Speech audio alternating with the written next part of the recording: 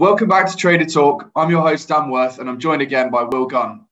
Will, it's been a great start to the Super 12 with some thrilling matches already. The next one up on our schedule then is England versus Ireland. What do you make of that contest?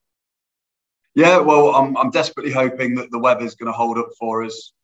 We saw previously with the South Africa-Zimbabwe game being called off before that was able to be completed, and what an effect that's potentially going to have on their group. So England will be desperate to make sure that this game is completed, as they're such big favourites to beat Ireland. So yeah, I'm hoping that the weather's going to be good for it, as it should be a good game.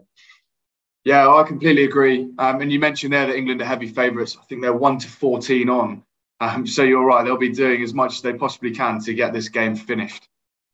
Yeah, I think it's an interesting one with the toss there as well. England will be desperate to chase if they win the toss with the weather around. So they're going to be hopefully they can get lucky with that as well. Fingers crossed. So looking back at both sides' opening games, they both suffered completely different fates. Actually, England won their game and Ireland didn't. But one thing I noticed was that England didn't really seem to be picking up many boundaries. I think they had 6 fours and 1 6 across their chase. So one market that I found particularly interesting is most match fours. And Ireland are 3-1 there. I don't know if I'm getting a bit carried away and reading into it a bit too much. But what do you think? Yeah, I think in that Afghanistan-England game, I think it was a bit situational because England were chasing such a low score. It was, and also got in a bit of trouble at the top of the order.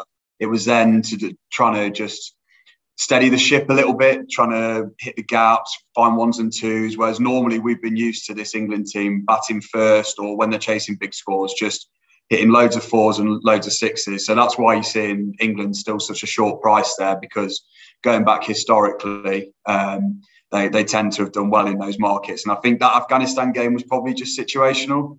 And at the MCG, which is a much bigger ground, I think I'm expecting England to go back to their ways of hitting lots of fours and sixes.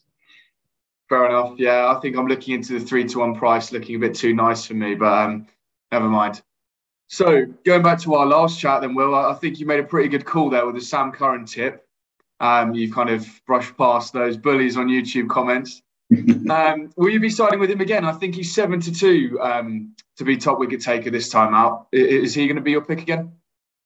No, I think now we're seeing a better price for Sam Curran there. The overs that he bowled, he should definitely be one of the favourites in the market, and he bowled really, really well. The one that I find that I think could be an interesting price there is Chris Woakes. If he can get the new ball nipping around like he has done in the past, and I think 5-1 there to be top bowler could be an interesting price. Yeah, you're right. That's a very interesting one there, and I'm sure people will be keen to get involved. So short but sweet, mate. You need to get to bed, I think, if you're going to be up in time for tomorrow's match. So thanks again, mate. And as always, a reminder, if you are fixed odds betting or spread betting with us, then please do so responsibly. But enjoy the game if you're getting up for it. Thanks very much, Will. Cheers, Dan. Cheers.